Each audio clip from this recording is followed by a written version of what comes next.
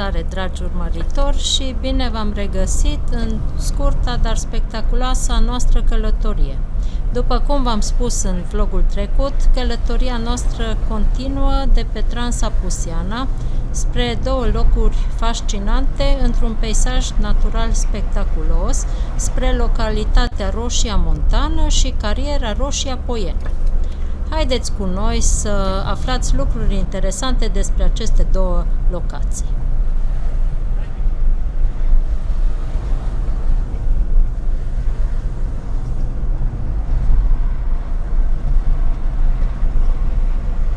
Și am ieșit din Abrud și imediat după ieșirea din Abrud am virat în dreapta pe drumul acesta care duce către Roșia Montană.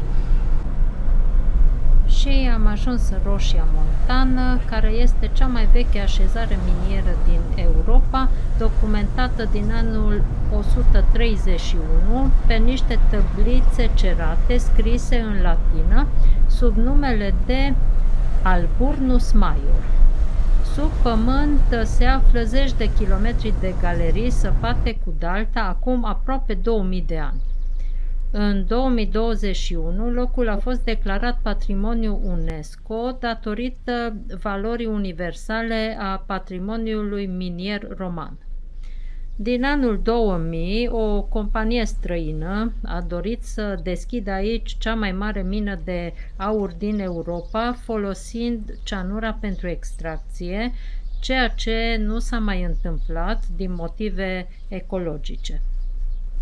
Satul este înconjurat de lacuri artificiale numite tăuri, folosite în trecut în procesul minier. Vom vizita și unul din aceste tăuri frumoase. Casele de aici sunt construite în stil austro-ungar, în majoritate în secolul XIX. Pe lângă minele romane, aici s-au mai descoperit și obiecte dacice și medievale. Zona este considerată una dintre cele mai bogate din punct de vedere arheologic din Carpații Occidentali. Roșia Montană e un loc viu cu rădăcini adânci și povești ce merită păstrate.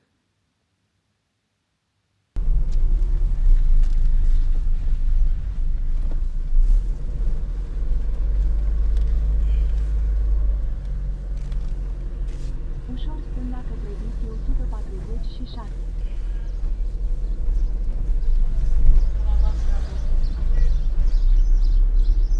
Peste 600 de metri, virează la dreapta pentru a rămâne pe Vitiu 146.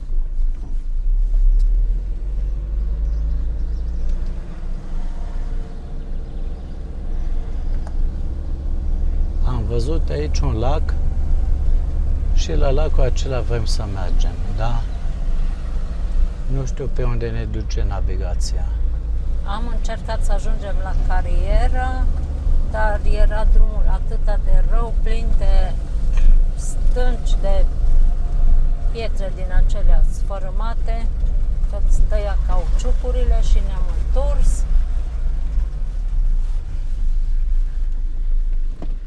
Și acum iar am ajuns în nu știu unde. E frumoasă casa aia din lemn din față. Ne învârtim aici pe străduțele astea înguste din Roșia Montană. Ne învârtim în jurul cozii.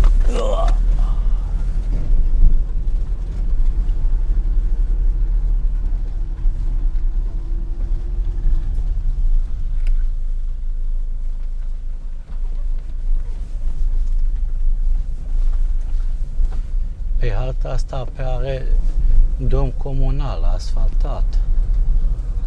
Bă, într-adevăr are ceva asfalt.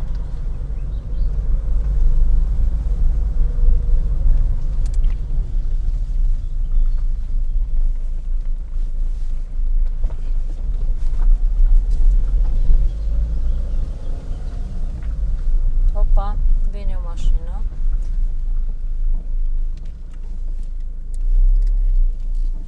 Sper să nu trebuiască să ne întoarcem și pe aici.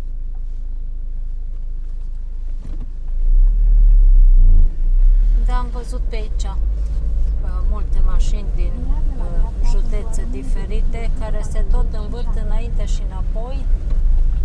Tot încercăm să vedem ce găsim interesant prin Roșia Montană. Iar am dat nas în nas cu o mașină. S-a retras. Păi s-a retras de aici jos.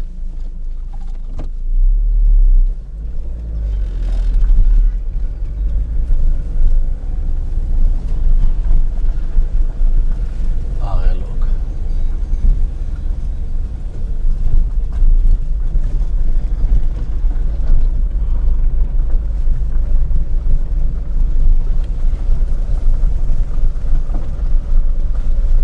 Nu-i grozav drumul nici aici, dar acum dacă am pornit, hai să vedem unde ajungem.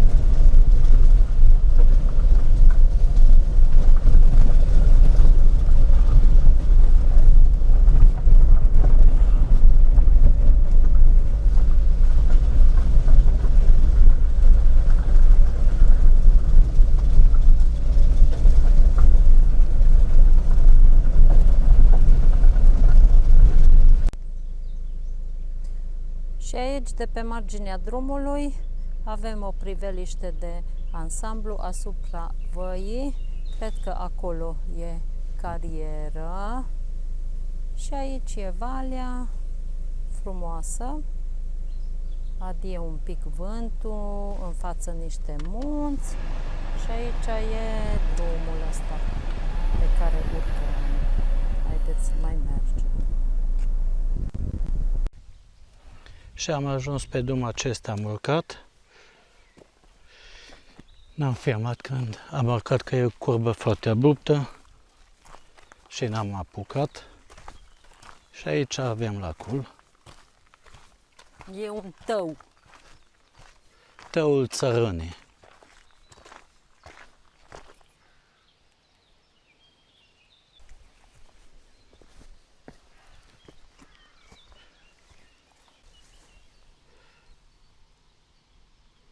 Și aici avem Tăul Țărâna și dacă pui pauză pe ecran și scanezi codul acesta, poți asculta povestea lacului, tăului.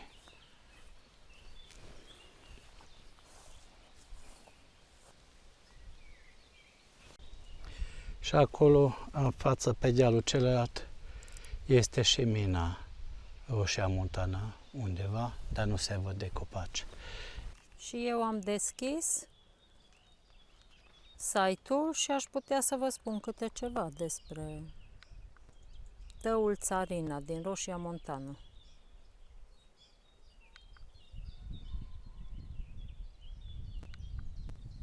Poți să zici că camera e acolo și merge. Deci, tăurile construite în această zonă au avut rol de acumulare a apei în scopul antrenării șteampurilor esențiale în prelucrarea minereului aurifer. Aha. Deci lacurile de acumulare, adică tăurile, vechi de aproape 300 de ani, au fost amenajate pentru a asigura volum suficient și debit constant de apă pentru acționarea instalațiilor de măcinat minereul de aur, adică șteampuri. Începutul operațiunilor de amenajare a tăurilor este consemnat în anul 1733. Sunt peste 100 de astfel de acumulări amenajate între dealurile și crestele muntoase din jurul Roșiei Montane. Și o parte există și astăzi. Și dintre care cele mai mari sunt prevăzute și cu mecanisme perfecționate, sistem Macara, pentru controlul debitului. Ne apropiem de ciuperca asta sau ce-o fi, nu știu, dar văd că e închis.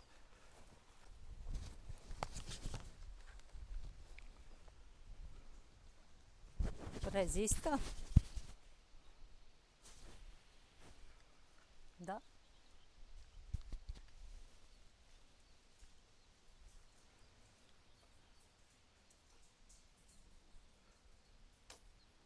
No way, nu pot deschide. E o platformă înăuntru. Era E platforma scurge. asta de beton? Cam atât. Lacul. Nu? Da. Aici cred că poți să vii să stai la aer curat. Acum, de fapt, e o zonă de relaxare. Tăurile care au mai rămas sunt pentru relaxare. Numai drumul nu e relaxare până aici, dar când ai ajuns e relaxare. Că ai ajuns. Ne întoarcem aici spre drumul principal, prin satele acestea pitorești, în mijlocul naturii. E o deosebită plăcere să circul pe aici.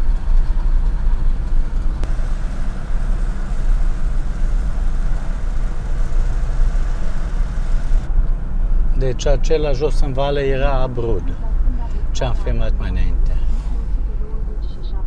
Și pe la intersecția asta ne-am mai învârtit când am mers mai înainte în centrul Abrudului și aici este cariera. Cariera Roșia Poieni. Deci la sensul giratoriu o iei în dreapta ca să ajungi la carieră. Aceleași peisaje pitorești. –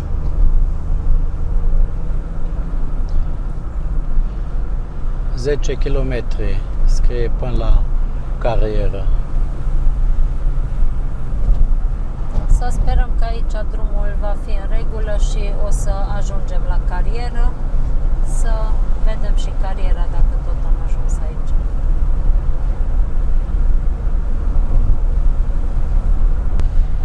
Și intrăm din nou în inima munților și în față cred că am zărit deja cariera.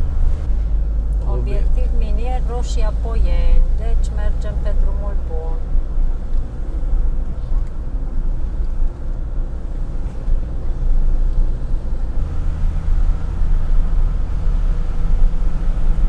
Aici e drumul foarte bun, e asfaltat. E frumos cu multe serpentine.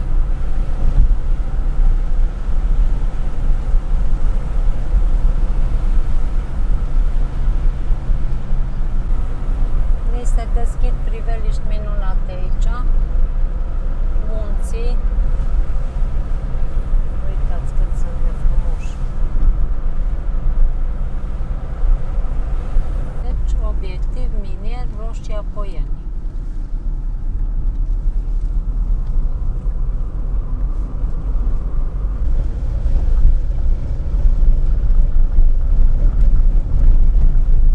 Până la carieră.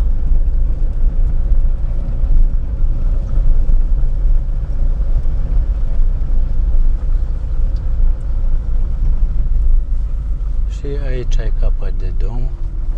Clădire în Caragină. De aici nu se mai Obiectiv poate. minier, cariera Roșia Poieni. Și am ajuns aproape de cariera Roșia Poieni. Aici jos era o barieră, un domn care ne-a lăsat să trecem de barieră pentru că există un drum pe care vom putea ajunge acasă, care e mai scurt. Și acum am trecut de bariera asta la alta și avem de mers pe jos cam 1 kilometru până la Carieră. carieră. Peisajul e superb. Se văd munții foarte frumos.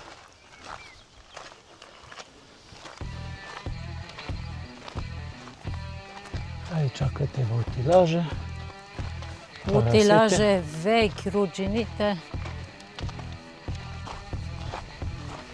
Aici în fața trebuie să fie cariera, după cum arată harta. Și de aici se vede, am ajuns bine am venit. Se deschide imaginea, peisajul, cariera. E un viewpoint interesant cum e făcut aici, să vezi toată Da. cariera. Stați să ajungem acolo, să vă arătăm totul. Oi, oi, oi, mare. Uite, în dreapta, roată. Și în stânga. Am ajuns. Văd că mina acesta încă mai funcționează. Sunt utilaje. Deci chiar lucrează.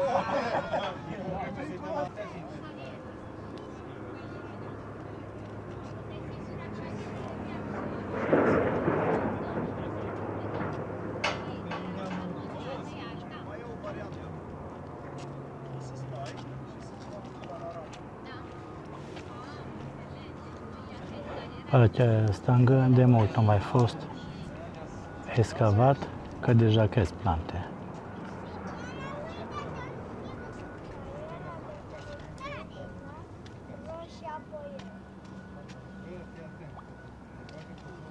De interesant cum e excavat așa în formă de trepte.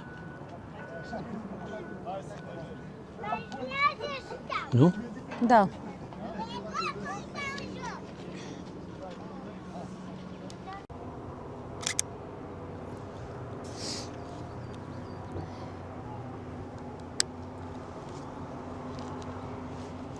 Și azi în telefonul.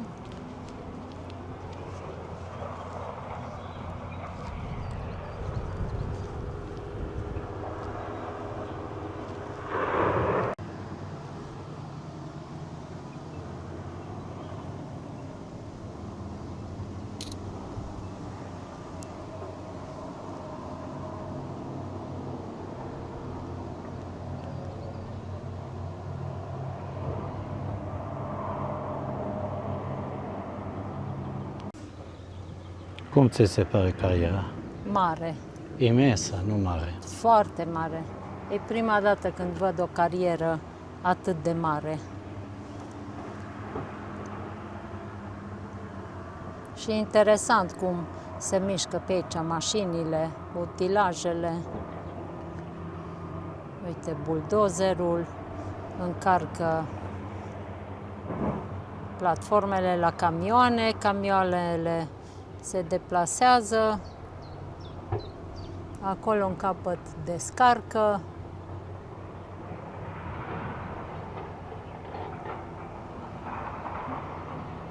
Din multe locuri se aud utilajele lucrând. Da. Cariera Roșia Poieni, una dintre cele mai mari exploatări de cupru din România și una dintre cele mai mari din Europa de Est. Este o carieră de suprafață care conține și mici cantități de aur și argint.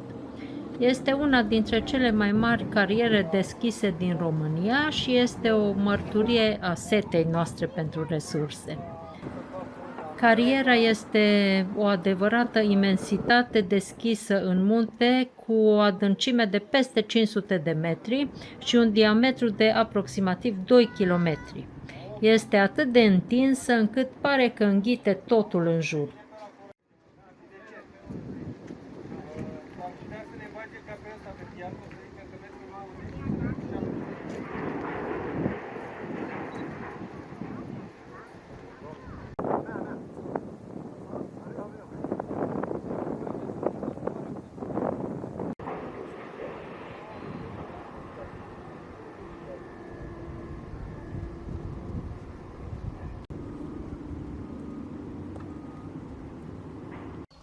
E făcut frumos. Da. E amenajat. Într-adevăr, foarte frumos vezi de sus și foarte interesant. Da, e amenajat frumos Da. pentru a vedea toată treaba de sus. Oamenii jos lucrează Bagă mare. și noi îi admirăm. Și acum mergem înapoi la mașină și mergem ori spre Câmpeni, ori spre Alba Iulia. Vedem în ce direcție, în funcție de timp, că e destul de târziu. E ora 5 după masa deja. Da, 16:57. Dacă am fi avut cazare pe aici undeva, mai puteam pierde timpul. Oricum, Ne-am învârtit mult prin Roșia Montana. Bate Uite, tare aici vântul. mai e un utilaj, de aici se mai extragea.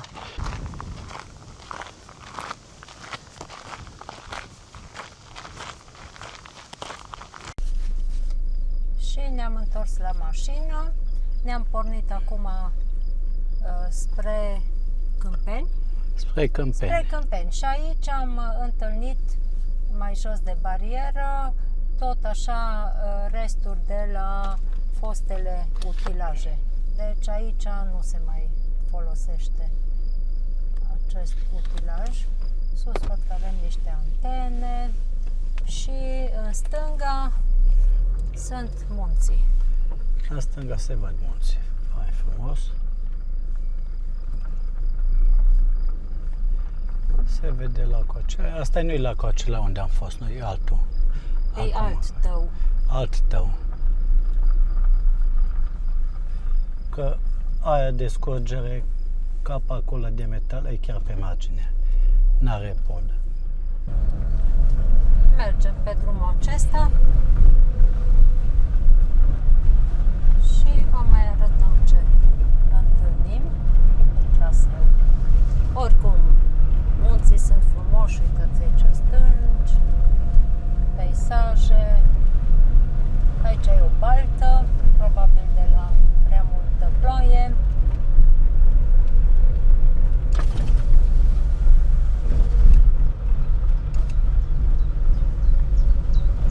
Sus niște barăci.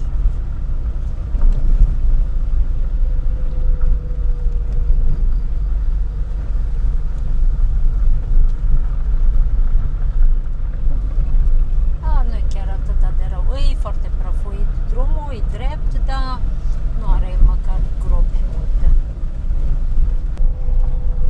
Aici pe drum, pereți stâncoși. Văd că e zid de protecție să nu cadă stâncile.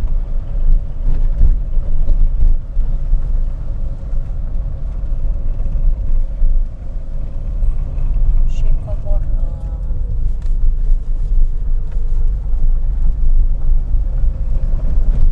În dreapta se vede frumos valea printre copaci, dar pe cameră nu se vede așa de bine. Ce praf e după noi? În oglindă se vede. Ai, chiar ce praf rămâne după noi, dar se simte praful foarte tare. Așa, deci drumul continuă. Și cum am trecut cu mașina, am văzut acolo jos în vale, cred că sunt niște șine pe unde se transporta minereul, că în capăt văd un bazin, șine, parcă ar fi o cale ferată și aici peisajul, uitați cât este de frumos, copaci, verdeață, liniște. Și suntem la baza carierei. Da, aici sunt camioanele acelea mari și clădirea aia ce am văzut de sus e de fapt e garajul camioanelor acestea mari, unde se repară, cred. Și uitați aici în față, se vede cariera de jos. Am ajuns la poalele ei.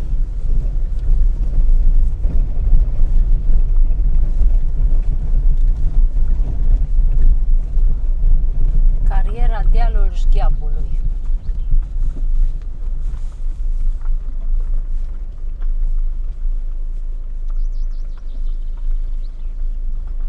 Am putea da o tură.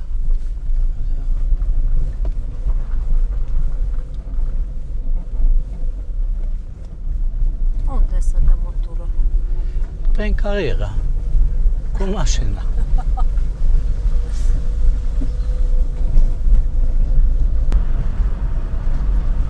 Un pic de lemne.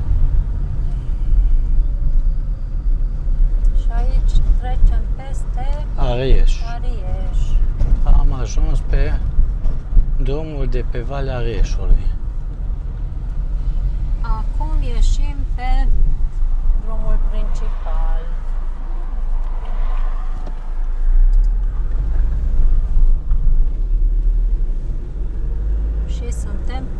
județean? Da. Da. Și intrăm în localitatea Mănăstire. Tur de 74 de kilometri. Suntem în județul Alba. Acum o să ieșim din Valea Arieșului în curând și încet, încet ne vom îndrepta spre casă. Cu aceste peisaje minunate din munți, vă salutăm. Vă mulțumim că ne-ați urmărit și vă așteptăm și la următoarele vloguri. Salut! Salut!